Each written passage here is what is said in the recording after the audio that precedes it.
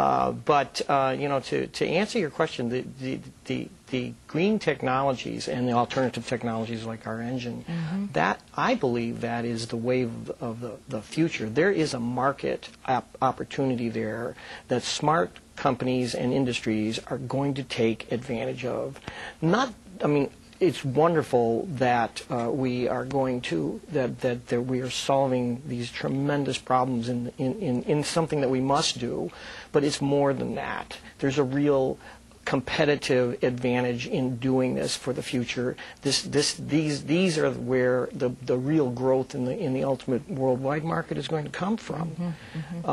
And so, you know, development of these alternative technologies is really where we should. If you're a wise businessman, you should be looking at that. And quite frankly, our particular engine, which I'll get into in a second, is we market it right now all over the world, and we're doing very well. I can tell you, though, that where that mentality, that investment mentality, to look at these, in my opinion, to look at these alternatives is very strong, is in Europe, much stronger than here. Because a lot of your patents are outside of this country. Well, it's not just where my patents are. Where we've actually been out there, where we've actually got real interest in adapting our technology and interest in doing other things, other alternative technologies like growing plants for alternative biofuels. You see that all over the place with great endeavor, raising the standards for emissions. You see that seem to be coming first from the European countries. And European companies don't look at this as, oh, we have to do it because of the regulations. They're looking at it as like, you know, we want to be the leaders in this field because that's where we're going to beat the competition. In our case, we have a new engine, as you know, and if you took the Scuderi business plan and put it into a nutshell, you can look at us as a research and development firm. Our plan is to invest in the applied research and development of this particular technology, our engine, prove it out through by building the prototypes through a very reputable independent test laboratory. That's happening now, right? It's happening right now. Right. One or two people are interested in the results of that, I imagine. I'll get into that. Stay tuned. Then we're to harvest the intellectual property out of it, and that's my job primarily, and license the rights. We don't want to build engines. We want to prove the technology, develop the technology, and license the rights to the people that can, the companies that can, like BMW, Daimler, Chrysler, Ford, GM, whatever. In a way, you were saying in Europe you get a better reaction to your... I think there's going to be more early adapters for our technology out of Europe than in the United States. Now, I hope that's wrong, and I think that trend is going to be changing. But right now, as of today, that is the case. There's a strong pull for this technology in Europe, and things are happening quickly. When we sell our technology, though, the Scuderi Group has to remain apolitical. If we didn't, it would be much more difficult for us to do that.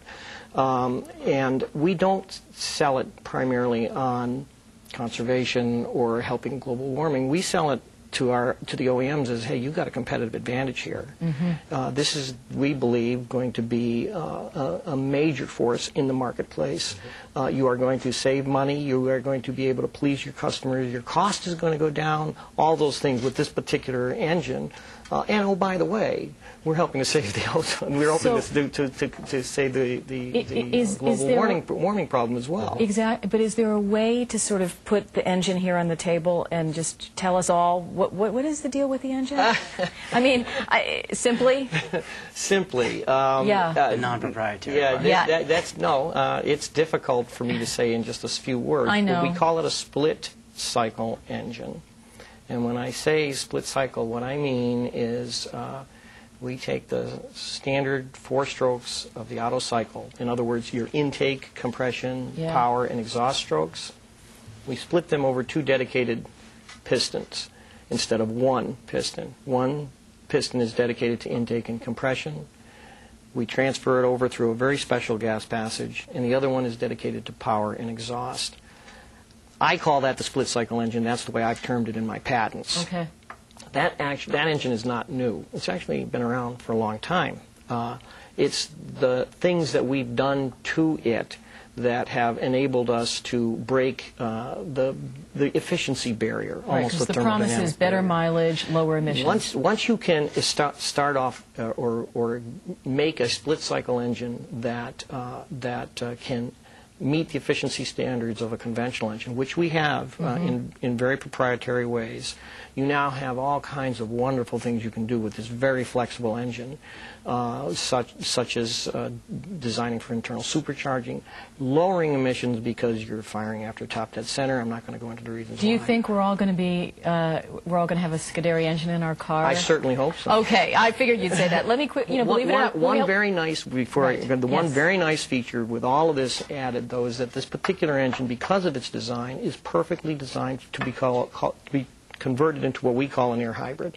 Right. You add a tank to the gas passage, and all of a sudden you have the ability to store energy and release energy in the form of compressed gas instead of in and out of a battery. And there's huge advantages to that.